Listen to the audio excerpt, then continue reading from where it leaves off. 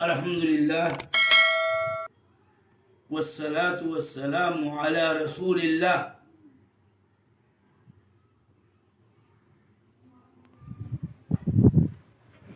سامعین کرام،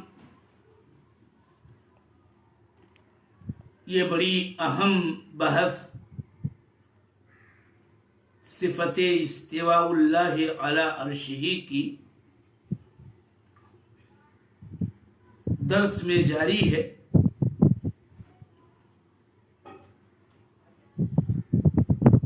میں آج کے درس میں اجمالاً پھر اپنے اہل سنت والجماعت، فرقہ ناجیہ، طائفہ منصورہ، اہل الحدیث کے اس صفت کے باب میں عقیدہ و منہج کا اعادہ کر رہا ہوں، دہرا رہا ہوں کہ ہم اس بات پر ایمان رکھتے ہیں کہ اللہ تعالی عرش پر مستوی ہوا ہے،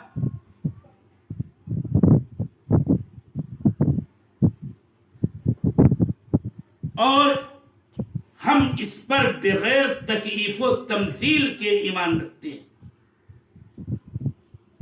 اس سلسلے میں ہمارا منہج وہی ہے جو امام دار الحجرہ مالک ابن انس صاحب موطا نے فرمایا تھا جب کسی نے ان سے استوا کے بارے میں یوں پوچھ لیا تھا کہ کیف استوا، تو اس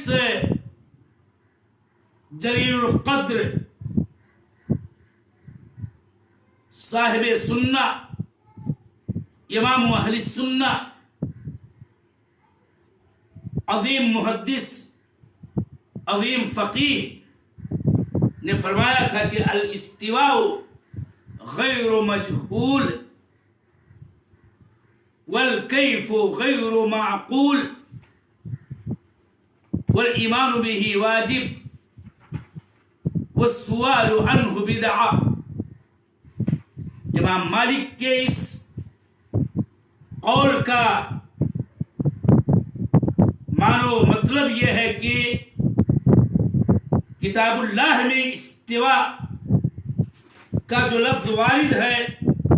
الرحمن علی العرش استوى ثم استوى علی العرش، اس میں استوا کا معنی مجہول نہیں ہے، یعنی معلوم ہے کہ لغت میں استوا کا معنی و مطلب کیا ہوتا ہے، جیسا کہ میں پچھلے دروس میں بیان کر چکا ہوں۔ اور یہ کہ استوا کا معنی لغت میں علو و ارتفاع کے ہوتے ہیں۔ والکیف غیر معقول، اور اللہ جل وعلا کے عرش پر مستوی ہونے کی کیفیت یہ عقل میں سمانے والی، آنے والی نہیں ہے۔ مراد یہ کہ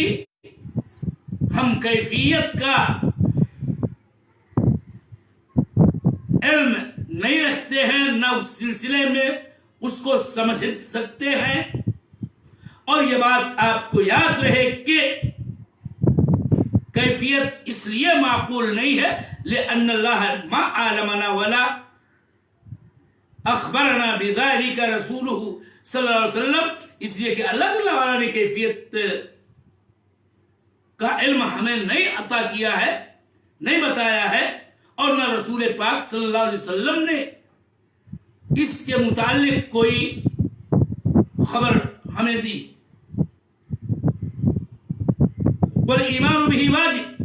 اور اس پر ایمان واجب ہے کا مطلب یہ ہے کہ چونکہ وہ قرآن پاک کی آیت ہے کہ جس میں اللہ جل وعلا سے متعلق یہ بات بار بار 7 جگہوں پر آئی، ثم استوى علی العرش میں عرش پر مستوی ہونے کا ذکر 7 آیات میں ہے، الفاظ میں معمولی سا تقدیم و تاخیر اور فرق ہے، تو اس پر ہم ایمان رکھتے ہیں کہ اللہ عرش پر مستوی ہوا۔ وہ سوال اور بدع کہ اس بارے میں سوال یعنی کریت کرنا کیسے اور کیوں وغیرہ جیسے الفاظ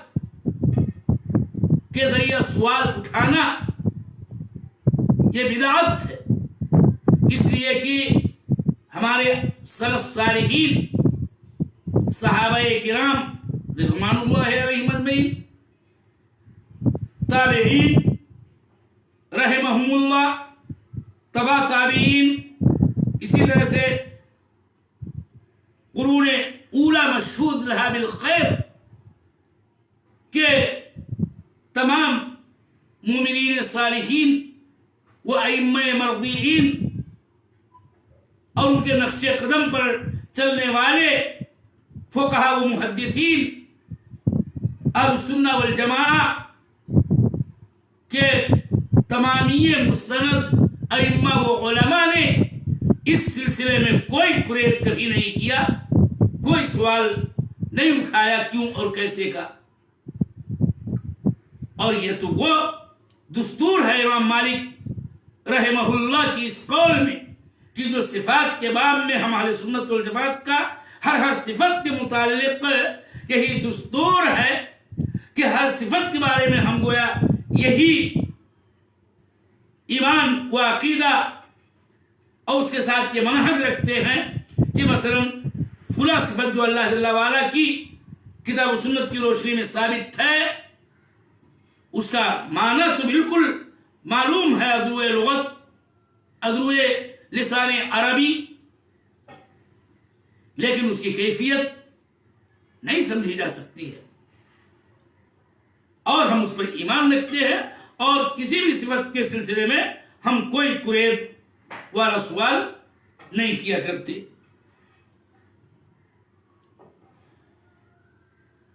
اس کے بعد میں ایک اور پہلو سے گفتگو کرنا چاہتا ہوں۔ یہ بات میں آپ کو اجمالاً بتاؤں کہ اہل سنت والجماعت ہم سلفیوں کے اس عقیدے کے برخلاف اہل بدعات خواہ معتزلہ ہوں یا اشاعرہ، ماتریدیہ، کلابیہ اور جو ان کی ہم مثل طوائف ہیں اور ارباب مقالات، ان تمام کا اس عظیم صفت استواء اللہ تعالی علی عرشہ کے سلسلے میں نزاع، اور اس نزاع کی بنیاد کئی طور پر ہے۔ میں اس سے پہلے بھی بتا چکا ہوں کہ استواء کا جو معنی ہے اور جو مطلب ہے ہمارے سنت والجماعت کے نزدیک استواء کا وہ معنی و مطلب اہل بدعات نہیں لیتے۔ عرش کا جو معنی و مفہوم ہے اور عرش کی جو کتاب و سنت میں وارد صفات ہے جس کا میں نے کل مفصل ذکر کیا ہے، وہ اہل بدعات کے یہاں قابل تسلیم اور معتبر نہیں، اور اس کی وجہ یہ ہے کہ استواء جس کا اصل معنی علو و ارتفاع ہے، اور اس طرح سے ثم استوى علی العرش کا معنی اور اس سے جو عقیدہ ہمارا ہے کہ اللہ جل وعلا عرش پر بلند ہوا، مرتفع ہوا، عالی ہوا، صاعد ہوا، مستقل ہوا، وہ معنی نہیں لیتے ہیں، بلکہ استواء کا معنی وہ استولا لیتے ہیں۔ اور اسی طرح سے عرش کا وہ معنی وہ نہیں لیتے جس کا ثبوت لغت سے، کلام عرب سے ملتا ہے، اور عرش الرحمن کا جو ذکر و بیان کتاب و سنت میں وارد ہے وہ سب سے وہ صرف نظر کرتے ہوئے عرش کو ملک کے معنی میں لیتے ہیں، اور اسی لیے ثم استوى علی العرش کا معنی وہ استولا علی الملک لیتے ہیں۔ اور یہ دونوں باتیں ان کی غلط ہیں استواء کے معنی کے متعلق، ان کا قول غلط ہے جس کی تخلیق اور تردید اور اس کا ابطال ہم اگلے دروس میں کریں گے. اور اسی طرح سے عرش کا جو معنی و مفہوم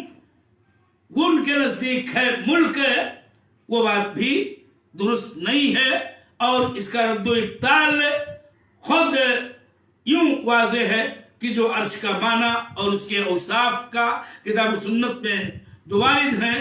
ذکر و بیان میں نے پچھلے درس میں کیا.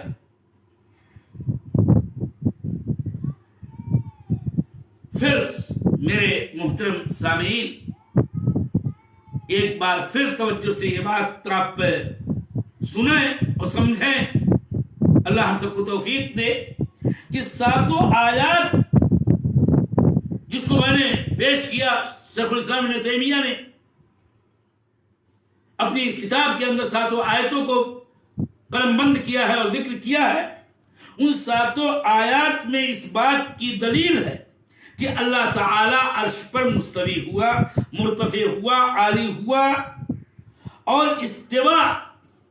اللہ علی العرش میں کسی اور معنی لینے کی، کسی اس کے علاوہ معنی لینے کی اور تعویل کرنے کی کوئی گنجائش نہیں ہے، اور نہ ہی اس کے ظاہری معنی سے پھیرنے کی گنجائش نہیں، کیونکہ ساتوں آیتیں اس صفت کے سلسلے میں نص ہیں، اور نص جو ہے وہ کسی تعویل کو قبول نہیں کرتا ہے، اور نہ اس بات کی گنجائش چھوڑتا ہے کہ اس کے ظاہری متبادل الی الذہن معنی کو چھوڑ کر کے کوئی اور معنی لیا جائے.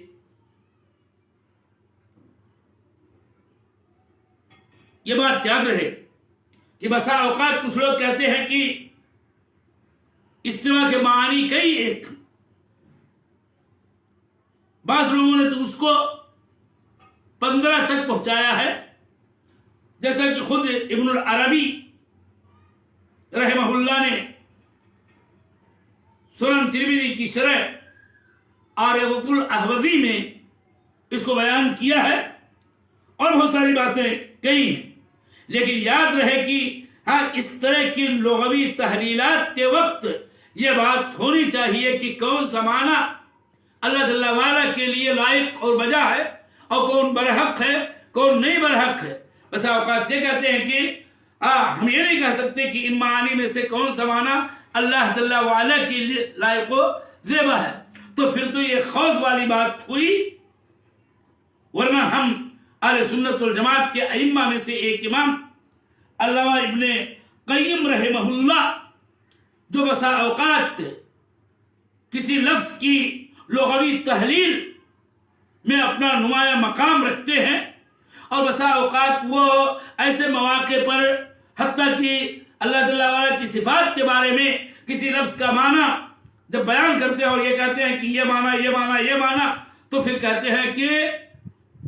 یہ تمام معانی اللہ جل وعلا کے لیے برحق ہیں، ثابت ہیں، اور اس کے عظمت و جلال کے شایان شان ہیں. اور اسی لیے جب ثم استوى علی العرش سے ثابت عقیدہ استواء الرحمن علی عرشہ کے مسئلے پر علامہ ابن قیم الجوزیہ رحمہ اللہ اپنی کتاب الکافیہ الشافیہ المعروف بالقصیدہ النونیہ کے اندر آتے ہیں، تو یہ بیان کرتے ہیں کہ استوا کے 4 معانی ہیں، اور چاروں معانی کے بارے میں یہ کہتے ہیں کہ یہ اسلاف کے نزدیک یہ چاروں معانی معتبر ہیں، اور اس طرح سے یہ ہم کو بتاتے ہیں کہ سلف صالحین نے اور ان میں سے معتبر ائمہ اور علماء نے استوا کا معنی 4 لفظوں اور 4 تعبیروں کے ذریعہ بیان فرمایا ہے. کما قال ابن القیم رحمہ اللہ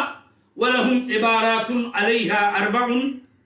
قد حسرت للفارس الطعانی وهي استقر وقد ألا وكذلك تفعل الذي ما فيه من نكران وكذاك قد صعد الذي هو رابع وأبو عبيدة صاحب الشيباني يختار هذا القول في تفسيره أدرى من الجهمية بالقرآن. علامہ ابن قیم الجوزیہ کے رحمہ اللہ کے ان اشعار میں اس امر کا بیان ہے. میں خلاصہ کے طور پر رکھتا ہوں کہ استوا کی 4 تعبیریں سلف صالحین کرتے رہے ہیں: استقر، اعلی، ارتفاع اور سعیدہ. اور بالخصوص سعیدہ کے بارے میں خود امام ابن القیم رحمہ اللہ نے بتایا کہ امام احمد بن حنبل رحمہ اللہ کے شاگرد ابو عبیدہ نے اپنی تفسیر میں یہ معنی استوا کا بیان کیا ہے. اور ظاہر سی بات ہے کہ چاروں یہ الفاظ ایسے ہیں کہ جو علو ہی کا معنی، بلندی کا معنی دیتے ہیں، اور اس طرح سے استوا کا لغوی معنی متعین ہو جاتا ہے. اس موقع پر میں آپ کو بتاؤں کہ خود علامہ ابن العربی جو ائمہ لغات میں سے ایک زبردست امام ہیں اور ان کی معرفت اس سلسلے میں معتبر ہے، وہ کہتے ہیں کہ ہم لوگ ایک عربی اور بدوی کے پاس تھے، وہ چھت پر تھا اور چھت پہ ہم سب کی طرف جھانک کے دیکھا تو اس نے کہا کہ استعو الیہ، اور اس سے یہ ثابت ہوتا ہے کہ گویا اس کے کہنے کا مطلب تھا کہ ارتفعوا علیہ واسعدوا علیہ، کہ میرے پاس، میرے چھت پہ چڑھ کے آ جاؤ، بلند ہو جاؤ. اور اس طرح سے یہ بات برحق ہے کہ استوا کا معنی ارتفاع اور علو اور صعود ہے. یہ ایک اور بات فائدے کی جس کا ذکر کر کے میں درس ختم کروں گا کہ استوا کو اگر ہم قرآن عظیم کے اندر دیکھیں، اس کی متعدد آیات میں جہاں جہاں یہ لفظ آیا ہے اور اس کے مشتقات آئے ہیں، تو یاد رہے کہ استوا کے استعمال کی 2 قسمیں. ایک تو استوا قرآن میں استعمال ہے بغیر تعدیہ کے، اور بغیر تعدیہ کا مطلب یہ ہے کہ حرف جر کوئی بھی اس کا صلہ نہیں استعمال ہوا ہے، جیسے کہ قرآن عظیم کی یہ آیت کریمہ وَلَمَّا بَلَغَ أَشُدَّهُ وَاسْتَوَى، موسیٰ علیہ الصلوۃ والتسلیم کی شان میں اللہ جل وعلا کا یہ کلام کہ جب وہ اپنی پختگی اور جسمانی قوت شباب کو پہنچ گئے، وَاسْتَوَى، اور مستوی ہو گئے. اب یہاں پر استوا بغیر حرف جر، کسی بھی بغیر حرف جر کے صلہ کے استعمال ہوا ہے. اس کا معنی ہوتا ہے کامل و تم الی العلو والارتفاع، علو و ارتفاع میں تام اور کامل ہو گئے. کیونکہ ایک چھوٹا بچہ دھیرے دھیرے بڑھتا ہے، جوانی کی عمر کو پہنچتا ہے، اور یہاں تک کہ وہ جس قدر بھی اس کے قد قامت کی بلندی اللہ تعالی نے مقدر کی ہوتی ہے وہاں تک وہ پہنچ جاتا ہے. اسی کو کہا گیا واستوى. اسی طرح سے یہاں پر گویا تمام و کمال الی العلو والارتفاع کا معنی واستوى دیتا ہے. ولما بلغ اشدہ واستوى اے کمل وتم وبلغ غایت العلو والارتفاع. جتنا بڑا ہونا تھا، جتنی اونچائی قد قامت کی ان کی پہنچنی تھی، جتنی بلندی ان کے قد کی ہونی تھی، اس تک وہ پہنچ گئے. دوسرا استعمال، استوا کے استعمال کی دوسری قسم ہے کہ وہ متعدی بحرف جر استعمال ہو، حرف جر اس کا صلہ آئے. اور یاد رہے کہ حرف جر صلہ اس کا دو استعمال ہوا ہے قرآن کریم کے اندر. ایک تو الہ حرف جر کے ساتھ آیا ہے، جیسا کہ سورہ بقرہ میں اللہ تعالی نے فرمایا ثم استوى الى السماء فسواهن سبع سماوات. اور دوسرا استعمال حرف جر علی کے ساتھ ہے، جیسے کہ وَإِذَا اسْتَوَيْتَ أَنْتَ وَمَن مَّعَكَ عَلَى الْفُلْكِ فَقُلِ الْحَمْدُ لِلَّهِ الَّذِي نَجَّانَا مِنَ الْقَوْمِ الظَّالِمِينَ. یا جیسے کہ سورہ زخرف میں آیا لِتَسْتَوُوا عَلَى ظُهُورِهَا ثُمَّ وَتَذْكُرُوا نِعْمَةَ رَبِّكُمْ إِذَا اسْتَوَيْتُمْ عَلَيْهِ. یہاں ہم یہ دیکھ رہے ہیں کہ استوا کا یہ صیغہ علی حرف جر کے ساتھ استعمال ہوا ہے، اور اس کے معنی ہوتے ہیں ارتفاع اور علا کے، کہ جب تم اے نوح اور تمہارے ساتھ والے کشتی پر چڑھ جاؤ، ہاں کشتی پر مرتفع ہو جاؤ، کشتی پر عالی ہو جاؤ. ایسے ہی سورہ زخرف والی آیت میں کہ تاکہ تم ان سواریوں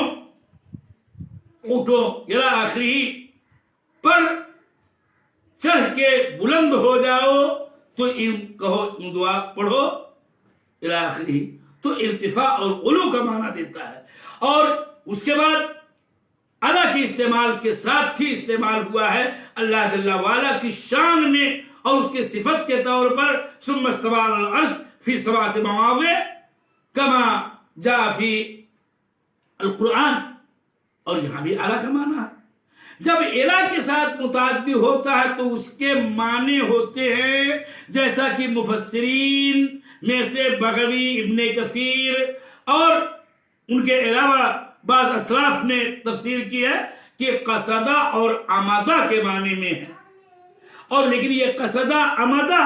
کا معنی، ارادہ کرنے کا معنی علو کے ساتھ اور ارتفاع کے ساتھ ہی ہے. اور جب اعلیٰ کا حرف آتا ہے صلہ کے طور پر تو اس کے معنی علو خاص ہوتا ہے، ارتفاع خاص ہوتا ہے. اور ہم یہ بات اور یہ جملہ آپ سے بتا چکے ہیں اور بیان کر چکے ہیں کہ اللہ جل وعلا کے لیے تو علو حاصل ہے مطلق، علو ذات بھی، علو قہر بھی، علو قدر بھی. البتہ استوا علی العرش کا مسئلہ یہ ہے کہ یہ اللہ جل وعلا کے علو خاص والی صفت ہے، ورنہ اللہ جل وعلا تو ہاں اس کے لیے علو حاصل ہے، علو ذاتی، کہ وہ تمام تر مخلوقات سے اوپر ہے، آسمانوں کے اوپر ہے، ہر شے مخلوق سے اوپر ہے. حتیٰ کہ عرش کی تصریح میں بھی یہ بات آئی کہ خود عرش تمام مخلوقات سے اوپر ہے. کوئی بھی مخلوق ایسی نہیں ہے کہ جو عرش سے اوپر ہو، وہ فوق العرش رب العالمین. اور اس طرح سے استوا علی العرش کا ثم استوى علی العرش کا معنی بدیہی طور پر یہ ہوا کہ اللہ جل وعلا خاص طور پر